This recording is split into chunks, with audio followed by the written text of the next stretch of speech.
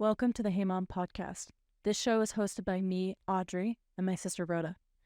Every episode, we will be interviewing our mom. She is our permanent guest.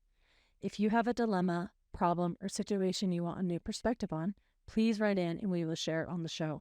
As always, you will remain anonymous.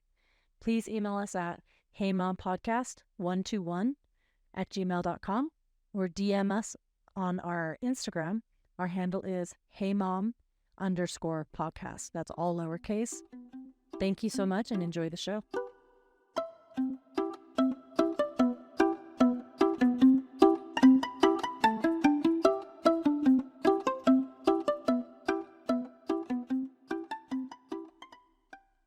Hey, Mom. So we have talked a lot about boundaries, and I think it's important to talk about communication because those things tend to go hand in hand, but also sometimes not. Which I think most people might think that communication's always necessary with boundaries, and you've taught me that it's not. And I think we should tell our audience a bit about that. Were you going to say something?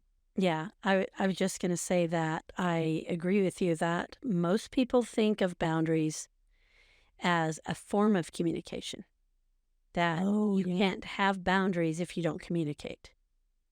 And I'm saying you can have boundaries and not communicate, or you can use communication as a way to set a boundary. Oh, yeah. Okay. So my first question is, how do I communicate healthy boundaries? So what I tell people when we're talking about boundaries is that communication is only necessary and required, or, if it's your preference, with relationships where there's a lot of trust. So like a marriage or a close friend, parents, or does it just not really matter what type of? I don't think it really matters. If you're in a marriage that's really toxic and unhealthy, that communication can actually exacerbate some of the problems because you might be giving your spouse ammunition to use against you. So there has to be a level of trust between you and the other person if communication is going to work. And I think that that's important to note, because if you don't have trust, then, like I said before, the other person might be able to use that information against you. You might say something and it gets misunderstood or misconstrued because the other person already has, a story about you or a set idea of who you are, and they might accuse you of doing something you're not trying to do. It can just blow up so bad. So you have to decide, what is the level of trust that I have in this relationship where communication is going to actually be better and more effective, because you can set some very subtle boundaries with good communication. But it only works if there's trust, love, and connection in that relationship. Yeah. Would you say that most of the time not communicating is like more effective than communicating? Because like all I've seen on the internet and in other people's relationships, it's like it goes that saying that you should communicate. Like it's so told to us from other people, like you have to tell them where they are, because like why would they know where your boundaries are if you don't tell them? Right. Well, they don't need to know where your boundaries are. Right. And that's what I've learned from you. I'm like, what? I don't have to have a conversation that's going to make me super uncomfortable? Hey, great. Yeah. You only have that conversation if you are comfortable. That is the key. Now, it doesn't mean that there aren't some situations that require a level of communication. If you receive a text message from someone and they're waiting for you to reply and you just don't reply because you're, quote, setting a boundary, like, no, that's not okay. That's not setting a healthy boundary. So I just want to be clear. Sometimes communication is necessary, but you keep it limited. And the communication is not so that they will know where you stand or what's important to you or how you feel about the situation if you need to communicate in a situation like that. Yeah. Someone knocks on your door. Maybe you have, pest control come to your door, which we've all had, right? Yeah. And you feel like the person trying to sell you pest control is being a little bit pushy. I've even had people put their foot in my door so that their foot is over the threshold of my house. And I'm thinking like, I don't like this. How do you communicate without words? Because if I say to this person, I'm uncomfortable with you stepping into my house right now. Okay, first of all, I've just set up a tension between me and the other person. And awkwardness. It's awkward. I would feel super awkward saying that to somebody. I probably wouldn't say it because it would make me feel weird and awkward and combative, which isn't really my personality. Some people may jump at the chance to be combative to a salesperson that comes to your door, but for me, that's not my way. And so when somebody kind of feels like they want to get into your house, and I've had this happen to me before, then I will just step out of my house. And of course, if you start moving towards someone, they're going to back up a little bit. And then I close the door behind me and I can continue to be conversational and engaging. I didn't have to tell them that I'm uncomfortable with that. I didn't have to communicate a single thing to them. I just took care of myself. I noticed what I liked and what I didn't like, and then I responded with behavior that protected my sense of safety so I could continue to behave in a way that I liked. Yeah, and I want to go back to the text message example.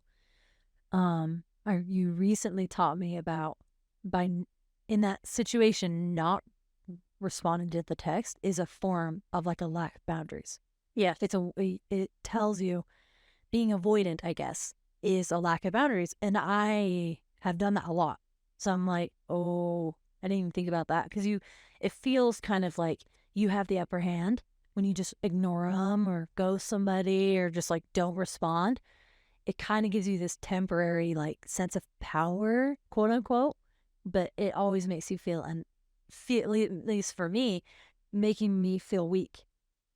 Right. And like, I'm still at the mercy of stuff. Like, I don't feel like I'm in my circle of boundaries. And there are situations where you wouldn't want to, how do I say this? It's okay to not respond to a text under certain circumstances. Totally. Yeah. Yeah. So I don't want to make it sound like you have to respond to every invitation in order for you to have good boundaries. Yeah, but if someone's sending you like a heartfelt text or a really difficult thing to say and you just ghost them, like that's a whole nother thing. Yeah. It's someone on Hinge that's like being a total, like I would ghost them. Sorry. I know ghosting's probably not good, but when like the stakes are low, it's like whatever. Right. But it's a great practice if you take something like a dating app and you practice setting boundaries by using communication, because you can communicate very effectively and learn how language and words can have a lot of power. And so it might be a great place to practice because the stakes are low. Yeah, I know. Now that I think about it, I kind of wish I would have been a bit more, taken those opportunities to be more clear, even if I'm dealing with some idiot guy who's just like being a total jackass. Like, I wish I would have like acted a little bit better, and then not participated in that ghosting behavior, which is kind of unhealthy in general. So yeah, that's good advice. So I think that that's important. But there are situations where the thought of texting someone back is really anxiety producing. It's upsetting. The thought of doing it makes you feel like you're losing power, makes you feel really vulnerable. Then you should respect that. You should not try to like communicate anyway. If you're getting signals from yourself that I feel unsafe, the thought of texting them makes me feel unsafe, that's your body, your heart, your soul telling you you're outside of your boundary. If you're communicating through a text like that and it makes you feel unsafe, you're out of your boundary. Yeah. So it's really just a situation by situation, checking in with yourself. How do I feel? Do I like who I am when I'm responding? Do I like being able to respond to people and still maintain that level of safety and security for myself? Or am I really uncomfortable and feel threatened by the thought of responding? Ooh, I've felt that way so many times when having kind of like weird, difficult situations, conversations over text message. I'll sometimes go like hours without responding because I'm like, I don't feel like, especially if I'm in a reactive space. If I'm just reacting, I need to go talk to you, all my sisters, a few friends, and get all of the emotion out of the way before I respond because I will just explode over text, which again is like I'm out of my boundary if I do that. Right. So, anyway, well, let's move on. So, is communication always necessary? Which we kind of talked about, but is there another situation that it would be necessary that you can maybe think of? Well, I think there's a lot of situations where communication is necessary. In fact, I think there's a reason why it's seen as almost interchangeable with the concept of boundaries is communication, because communication is a great way to establish boundaries. And so you want to use it as much as you can and to use it effectively. But there are some key things if you're going to communicate a boundary. You have to go back to the principle of what is a boundary. A boundary is a line that I don't cross that protects my safety, my security, my sense of well-being. So it isn't about telling somebody else about their bad behavior. Ever. You're going to piss a lot of people off, Mom. I know. Because it inflates our ego. I mean, I've done it. It's like, what? You can't tell people you can't call everyone out for being a jerk. Well, and if you want to set a good boundary, you can. You can if you want to go down that road and have that confrontation. There may be other purposes to having that confrontation, but in the context of boundaries, it's not going to be helpful. Yeah. Yeah, I agree. So I think that it's important to note that communication is a big part of boundaries. I think what's unusual is when people discover that you can actually have boundaries without communicating. So the example I gave, with the pest control, you can just act in a way that quietly protects your boundaries instead of having to announce everything. Yeah, because I think if you explode at people, you have a higher risk of ending that relationship. Yeah, I think you're right. Like you kind of, at least for me, my personality is way more explosive. And I think if I hadn't had you as a mom, a lot of my friendships would probably be over. There'd probably be a lot of like more, I would hate everyone. Like I would get stuck in my emotions about it. Like, and it would just be bad if I had communicated everything instead of just changing. I think a lot of people communicate their feelings and they think if people know how what they did hurt me or how their words offended me, that somehow that statement is going to make the other person behave differently. Oh my gosh. And I've been on the other end of that. And all it makes me think of like, I just don't want to be around you. That's the only thing it has for me. It's just like, wow, okay. How many times do you want me to say I'm sorry? Like it doesn't mean anything. Right? Right. Yeah. And this would be a great opportunity to talk about the difference between boundaries and barriers. Oh. Because what you're describing is a barrier. Mm-hmm. So if someone comes up to you and says, the way that you treated me yesterday at dinner really hurt my feelings, and I didn't like that you were talking that way about me, and I'm trying to set a boundary and show you how your bad actions are hurting me. Sound familiar? Mm-hmm. I think we've all either done it or been on the receiving end of that. Mm-hmm. If someone comes up to you and says that, no matter how well-intentioned they are, it is an instant disconnect. It creates a barrier between you and the other person. And people think that's a boundary, but it's really just a wall. Yeah. Yeah, I've been in that multiple times. That situation, like receiving it, like being on the other side of it, and then the one trying to instigate that. And I can see the barrier in the other person like go up, and I'm like, I should know better. Yeah, almost like the window of a vehicle. Just Yeah. up it goes, and Yeah. then you're disconnected. Yep. And it's like you can't try to like establish connection again after that. It's really hard in Oh, my yeah, experience. it is. And I think that the whole point of a boundary is to protect the connections you have with each other, not create distance and break that connection. Although sometimes you have to. Sometimes you setting a boundary means there is maybe less contact with that person, or your interactions with them are more terse and succinct rather than explaining everything and having to talk out your problem for 3 hours. Yeah. Well, that leads me to my next question of over communication. Mm. Like, where's the line with over communicating? Because I think that's something that people don't talk about. I mean, I do this a lot. I over communicate and I give people too much information, and so I'm trying to work through reining it in and like what's actually necessary. Why do you Because, think you give people too much information when you're trying to set a boundary? well, I think it's because I'm trying to keep that connection alive. I think if I Okay. think about it on the top of my mind, I think that's why. So that would make sense because you know that you're going to say something that might hurt their feelings, and the temptation for them to put up that wall is going to be really high. Yeah.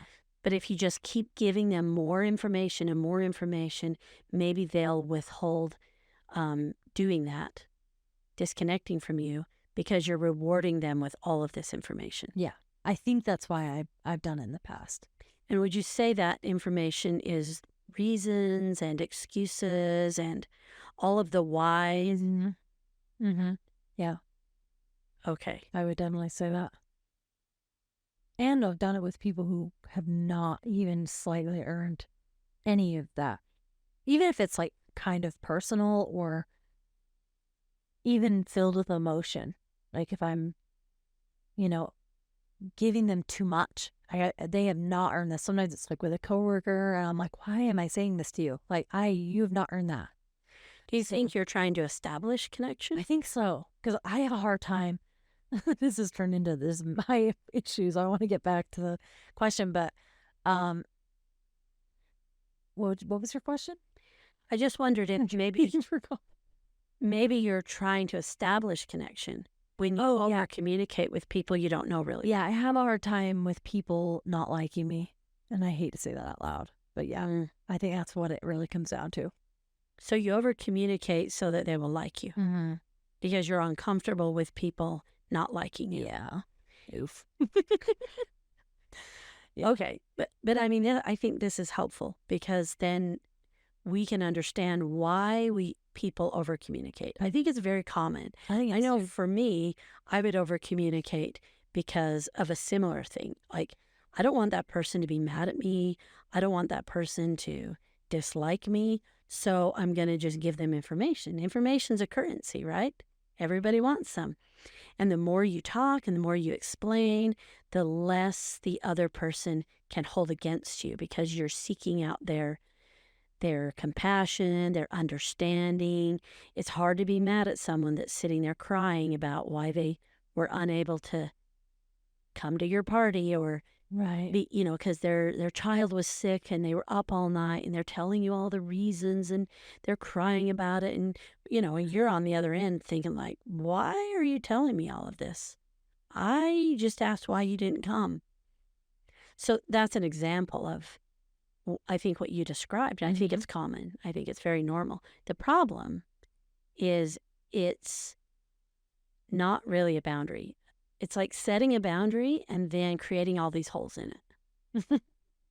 Yeah. So you want that boundary to feel secure. And I call making excuses or giving people reasons for why you're choosing to do something, I call that the back door. Mm. You're giving the person a back door. And if you give the person a back door, then it's almost like a game. They're like, oh, you can't come to my party, but it's because your child is sick. Maybe you could get your mom to take your child. And that's that back door where the other person almost takes it as an invitation to try to figure out and problem solve. Yeah, I know a person who does this so bad. And it was like every opportunity was like trying to not give them too much so they wouldn't do that. Because they just jumped at that every single time. I was like, whoa, I can't. I gotta stop telling you too much. Giving you back doors. Right. And the cool thing is that becomes a training opportunity for you to recognize all the ways in which you're trying to establish a boundary, but then as soon as you close the front door, you go unlock and open the back door. And they're like, oh, they really do want me to come in. Mm-hmm. Yeah. Yeah, I can definitely see how that's relevant to my life for sure. So what advice would you give to somebody who is an overcommunicator? Like, what would you tell them to help them kind of start or even identify if they are an overcommunicator? Maybe people don't know. You can tell if you're an overcommunicator by how you feel in the conversation. So if you feel frantic and you feel like maybe you have to give them more and more and more, maybe you start talking faster. I've seen this before. Or you're looking for their body cues that they're connecting with you or feeling for you or softening toward you as a way to make you feel like, okay, I'm safe now. But anything that makes you feel like you've betrayed yourself, even in a small way. And sometimes this doesn't happen in the middle of the conversation. It can happen a half hour later. You're driving home. You're like, why do I feel kind of icky? Like I just gave some part of myself away that I shouldn't have. Mm-hmm. And that is you trying to appease. You're trying to get their approval. You're trying to get them to like you, to agree with you, to approve of you in some way. And you sold a part of yourself. You gave away too much. You stepped out of your boundaries in order to accomplish that. And it doesn't work anyway, because you leave wondering, did they think I talked too much? Did I say too much? Was I too pathetic? Like, you start worrying about all kinds of other issues. So how you feel in the interaction and then after the interaction, both of those can be indicators that you're oversharing, you're over communicating. And then, of course, what we said earlier, if the person tries to problem solve for you, immediately you've left a back door open and you're over communicating. And so the main thing that I would say is when you're confronted with the temptation to do that, just imagine putting a period on the end of the sentence before you give a reason. Just practice that. Just even envision it in your mind. What if I just said, I can't come to your party, or I'm not going to make it to your party. And you just put a period on the end. And you just let that be. Just even hold a little space around it. Notice how uncomfortable you might feel. Mm-hmm. Yeah. I've had to do this a few times recently, and it's so hard. It is. With that person I know who I always left back doors open, I finally made a big shift at work, and I was like, okay. And she confronted me and was like, why did you do this? And I was just like, oh, trying to hold it in. And I just didn't give her a reason or excuse. I just said, it's not going to work for me. And then I could tell that really upset her because I shut all the back doors and locked them because there's nothing she could say to that. Right. Now, how did you feel? Oh, I felt, well, I could have been nicer. I realize now, but I felt completely empowered. I was like, all right, like, we're good. Yeah. I did not feel like I overshared in that moment. So I think that's really, really important to be able to say what you're going to do or not going to do. Say it lovingly, say it kind, say it honest, say it kind, and then put a period on the end of the sentence. And, there's even been times for me when I've been on the phone and I've literally put my hand over my mouth. I was so tempted to give an excuse, but having my hand over my mouth was like a physical cue to myself. You're about to betray yourself. Mm-hmm. You now have to move your hand from your mouth in order to say that thing you're tempted to say. Was it instinctual or did you purposefully It was conscious. It was conscious. It was me just trying to hold myself accountable. It's like, don't do it. Don't do it. Huge temptation for me because that was a big issue that I had is I would just give people excuses.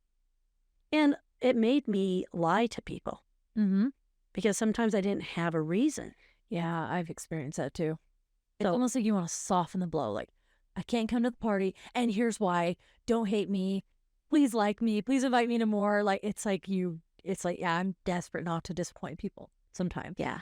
And thinking that you're disappointing them by taking care of your boundaries and respecting yourself is such a crazy backwards idea. Mm-hmm. No kidding. Because you're actually respecting them, loving them, and being a good friend when you take care of your own boundaries. Because that creates trust between you and the other person. Because that person then begins to trust that if you say yes, you mean it. And if you say no, you mean it. And you have a good reason.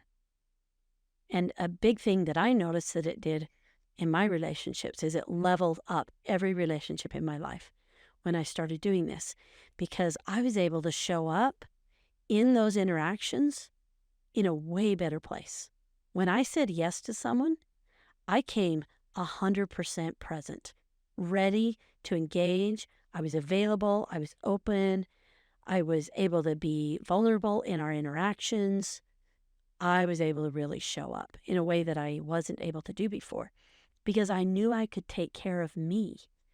I knew that I would protect my own well-being with good boundaries. So then I get to show up as the best version of me. And that was a byproduct that surprised me. It wasn't just about being safe. It's about being able to be the best version of you. Yeah, and would you say that for relationships that once you set a good boundary and they tend to fizzle, is that kind of a sign that that other person maybe it wasn't a good relationship or a friendship or whatever it is? Like what happens when it feels like you start to scare everyone away in your life with your boundaries? Like how would you manage that? Well, when I first started setting boundaries, I did just that. I was harsh. I didn't know how to do it with kindness. I only knew how to do it with honesty and bluntness. And so it was kind of like rip the Band-Aid off approach. And I did kind of push people away. It did alienate people because I was so direct. Someone would be like, hey, can I come over to your house? I wanted to show you something. I'd be like, no.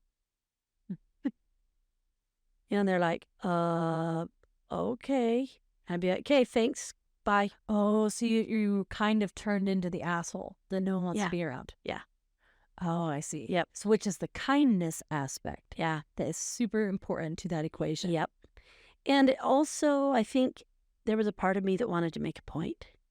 Mm-hmm. So there was a bit of that gratification of, I can say no to you and I don't have to give you a reason. And so, yeah. What about, I'm going to shift a little bit. What about for people who struggle with communicating? Like, what do you say for those people who don't communicate enough Mm. and leave everything ambiguous and vague and nothing's clear. So now you're talking about the avoidant type. Mm-hmm. And you touched on it a little bit earlier of when you feel uncomfortable and so you just avoid and then you don't communicate at all. So sometimes you can be under the illusion that you have good boundaries, but what you've done is you've made your circle small. So being avoidant creates a very small circle around you because if somebody walks towards you, in this analogy, then you have to move away. And then your circle gets a little bit smaller, a little bit tighter until you find yourself hiding. And then the only place you're safe is wherever your hiding spot is. And it's very small, it's very cramped. You don't have freedom, you can't express yourself. You just have to curl up in a little ball, hold still, and try not to offend anybody. That's where you end up, the avoidant types. So they are usually more introverted. They have a harder time communicating with people. And so they think, well, I'm just not going to talk to them. Mm-hmm. I'll just ghost them. I'll just leave them unread. I don't need to talk to anybody. Nobody can make me communicate. That's true. They can't. But you have to pull away from the world. You can't show up and engage because everything becomes a threat because you don't know how to set a boundary. You don't know how to communicate with people in a way that protects your well-being. Yeah, so it ends up being very detrimental to the individual. And I imagine we've all done both kinds of bad behavior. I know for me, I was more of an avoidant type, and when I was trying to correct that, I overcorrected and became kind of rude and overly direct and hurt a lot of feelings in the process. It was totally unnecessary. Yeah. I could have effectively communicated without doing any of that. And without even letting them know how I felt. I could have done it in a way that was discreet and respectful of them and respectful of me. Yeah. So what advice would you give to people to overcome being an under communicator or the avoidant types? Like what's a way they could kind of correct that behavior? Well, I think one thing the avoidant types do, and they don't realize that they're doing it, is they actually don't know what they want. They're just really tuned into what they don't want. So they're reacting to what they don't want instead of connecting with what do I want? Because what do I want is more, it takes up more room. It says, I deserve to be here. I deserve to have a spot in this relationship. I deserve to have a voice. So thinking about what you want rather than what you don't want can help you assert yourself and assert your presence. It doesn't have to be combative and it doesn't have to be unkind, but it needs to create a sense of authority over you and what you want and need in the relationship. And then the other thing you can do is, again, think about how you can communicate what you are going to do, not what the other person shouldn't do. So the avoidant types are thinking, if I'm going to communicate, then I have to tell that person what I don't want because they're kind of wired to, I don't like that, so I'm going to pull away. And so just being aware that you need to communicate what you want, what you're going to do, how you're going to meet your needs. So if you're dealing with an avoidant type and you're like, hey, we should go out to dinner. I wanted to try this new Indian place.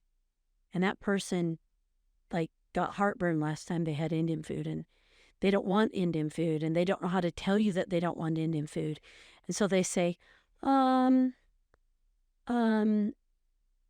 but it's kind of far away. And is there a closer place we could go to? And they start playing this passive, indirect, ambiguous interaction with you because secretly they're trying to figure out how not to have Indian food and get heartburn again, but they don't want to say anything.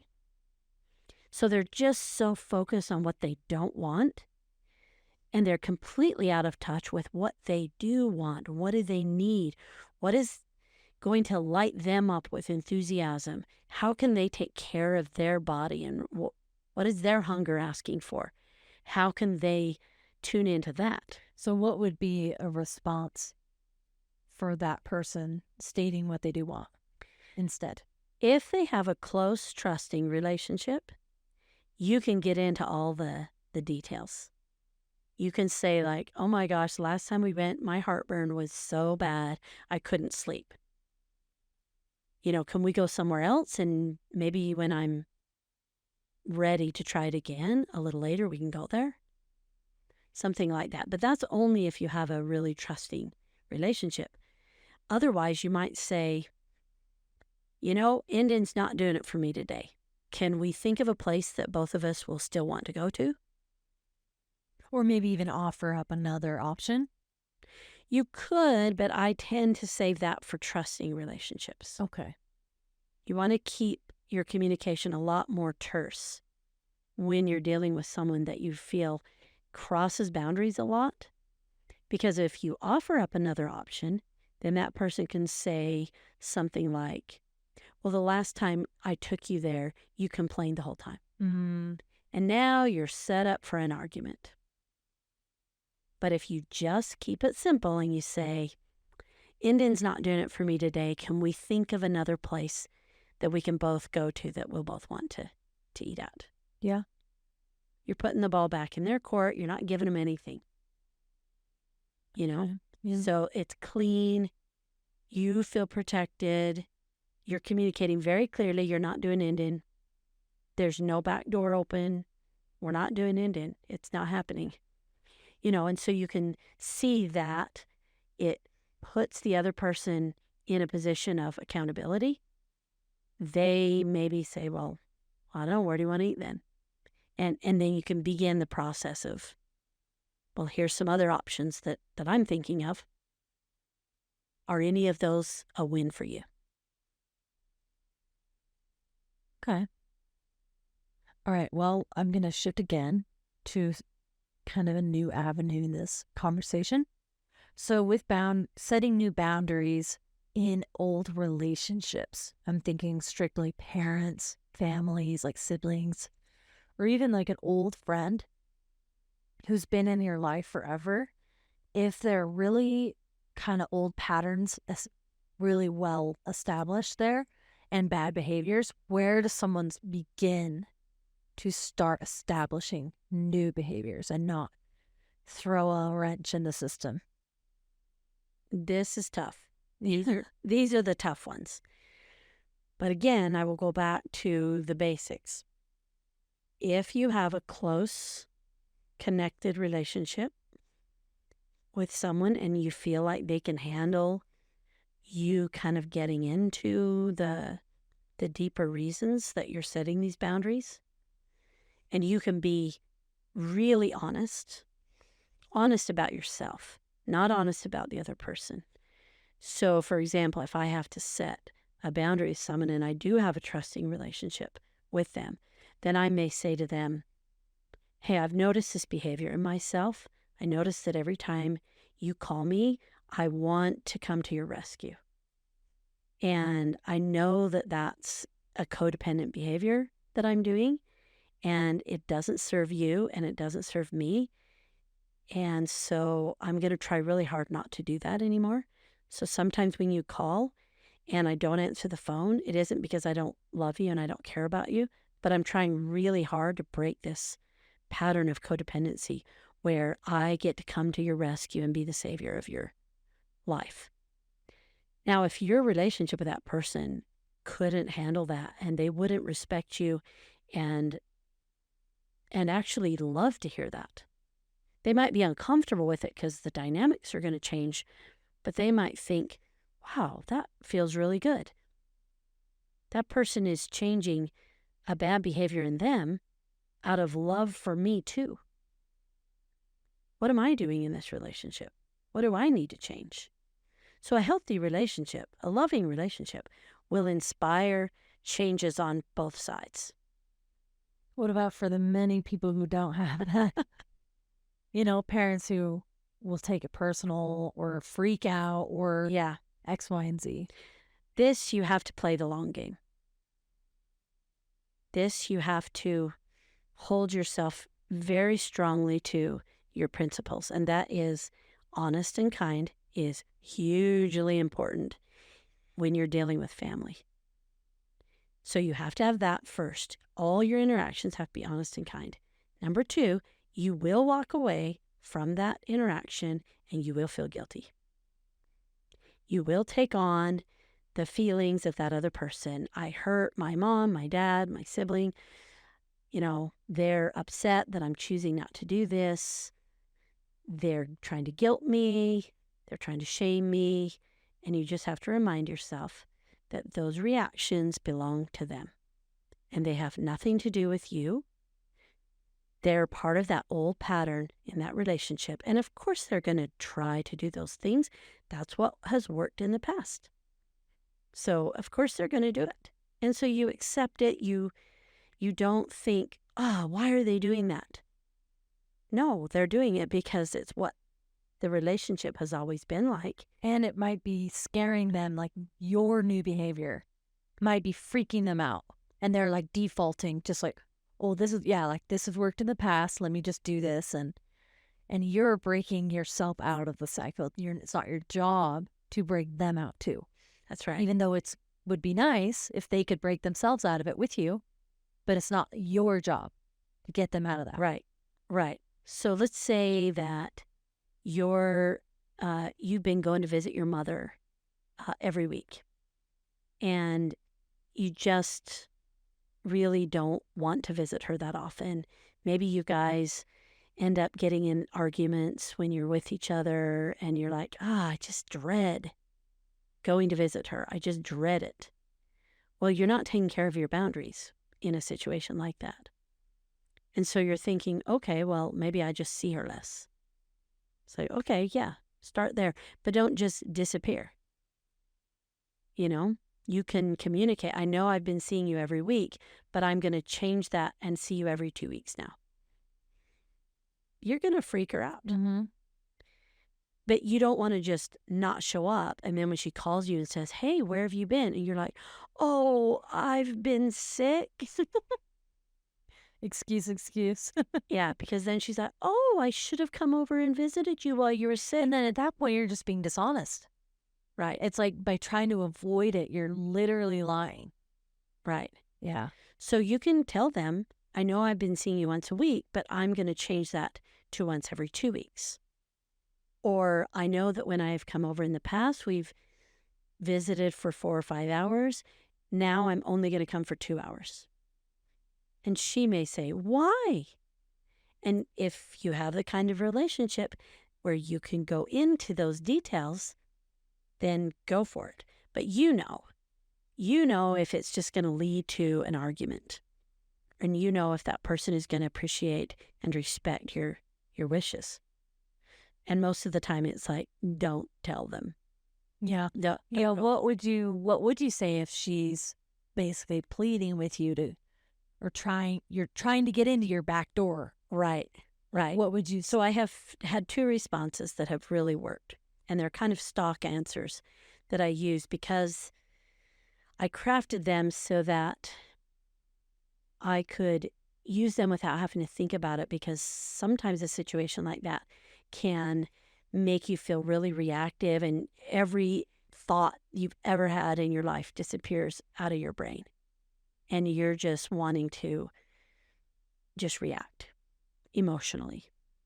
So having a couple of stock responses that I can turn to, like, oh, this is a good one. And it's loving, it's kind, and it's honest every single time. So I have 2 of those.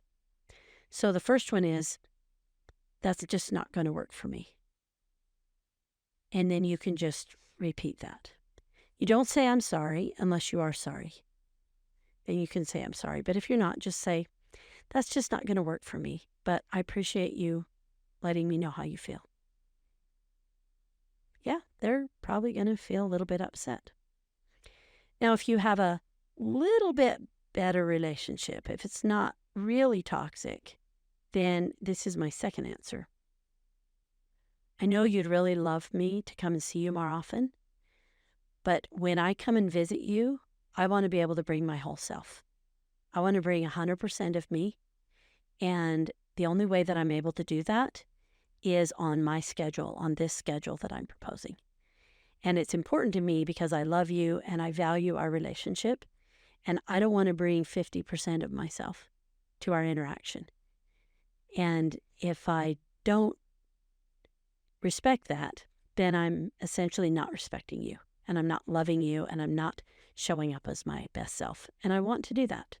So I've created this new schedule because it allows me to really be there for you the way that I want to. I imagine that she would quickly be like, okay, that works. Because she just wants to see you. Right. Yeah.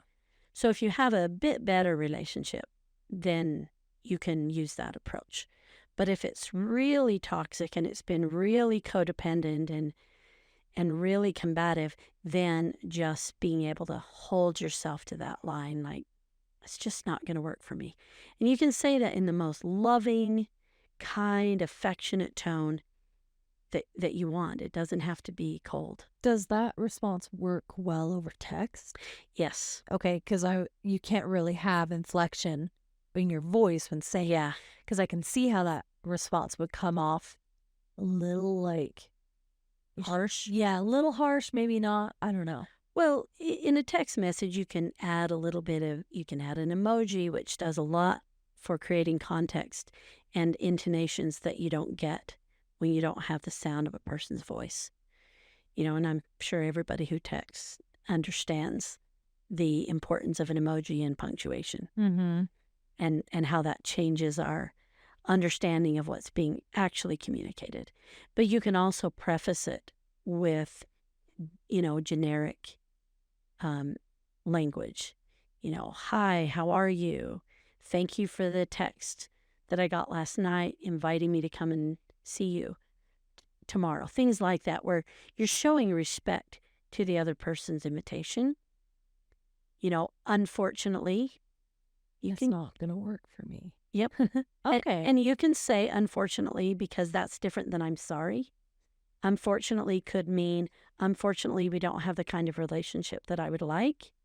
It can mean whatever you want. It's just vague enough that it doesn't feel like you're being dishonest, but it also expresses a kind of,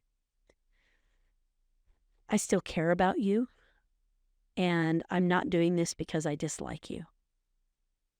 So unfortunately, that's not going to work out for me right now. Yeah. Yeah, something that I've had to work so hard at is not saying sorry when I'm not sorry. Yeah. I think a lot of people use sorry as like just a filler. Not even I'm sorry, just sorry. Yeah. It's so doesn't mean anything. It's so cheapened now when people use it. I'm very careful before I use the word I'm sorry, and I only use it when I mean it. Yeah. Well, how does someone deal with the guilt of setting boundaries with their family? Again, the long game. So what happens is you set these boundaries. It disrupts the whole family dynamic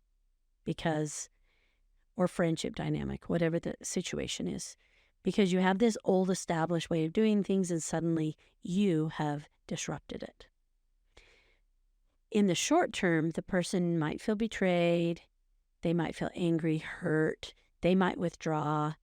All you have to do is just hold steady and true to those principles. Honest and kind, respecting yourself, knowing that you're only going to show up as your best self. Every interaction you have with someone, you want to bring your best self. Even if that person is your sworn enemy, you still want to show up as the best version of you you can. You can only do that if you have good boundaries. There is no other alternative.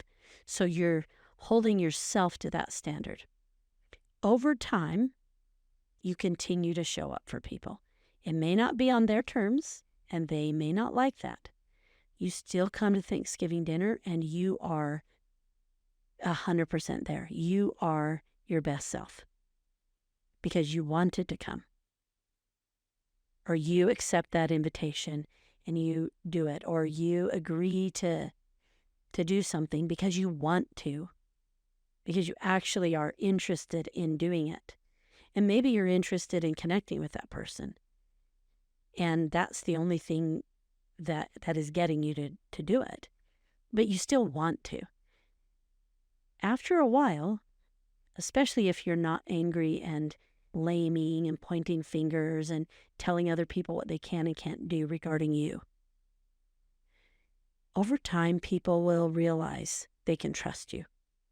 They can deeply trust you, and that your word is your bond. And what you say actually holds weight. That reminds me of my brother, who on multiple occasions didn't come on our family vacations because he didn't want to. And that would piss off a lot of freaking families.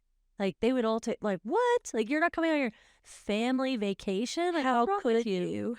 But, like, for all of us, we're like, well, he doesn't want to.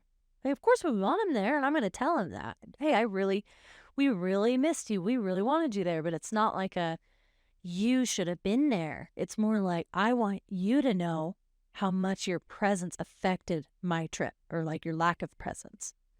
But not in a shaming way. Not in a shamey way. But but he is one of the most trustworthy people I know. Like, you will always get the honest answer out of him. And that's something. Right. And you have confidence that if he agrees to something, if he says yes, yeah. It's like, whoa, he really wants to come. Yeah. Yeah. And he shows up 100%. Mm-hmm. Yeah.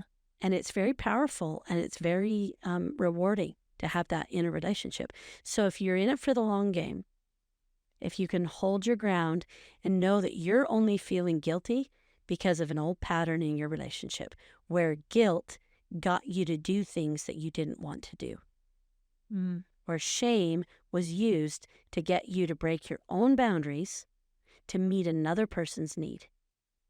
And you're breaking that old pattern, and it's as uncomfortable for the other person as it is for you. But when you do that, you can't show up as your best self. You doing something out of guilt is not your best self. You doing something out of shame is not your best self.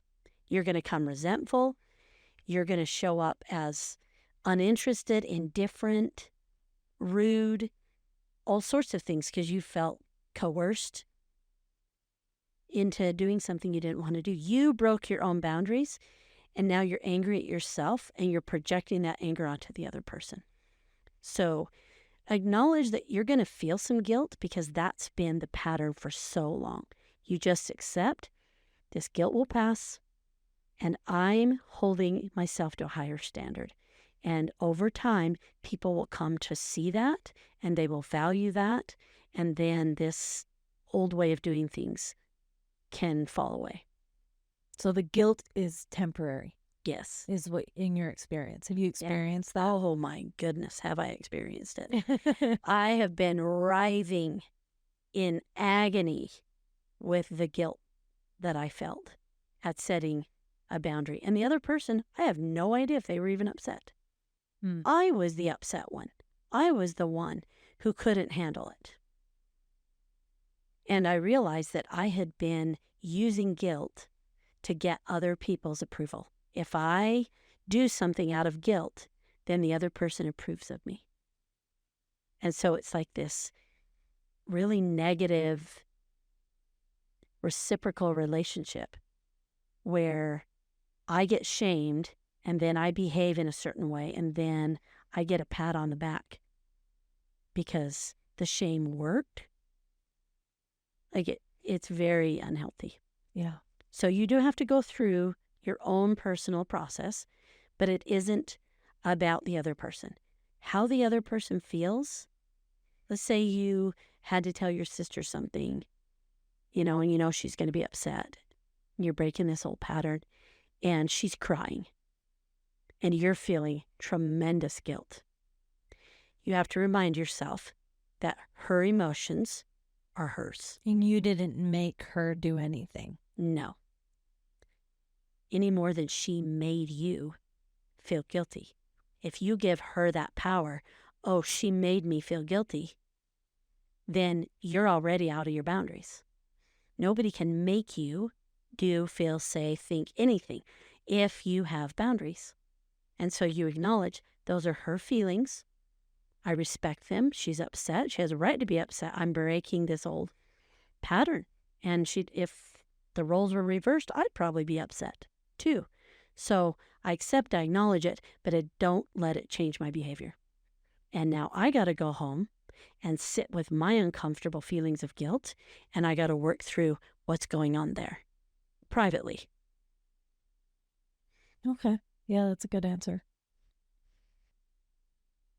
So, what advice would you tell people, or what would your strategy be for your face to face with the person and you're feeling the emotions as you're like trying to tell them as much, depending on the relationship, what you're going to do, and you're either angry or like you're just feeling it, like maybe you're being attacked by them a little bit.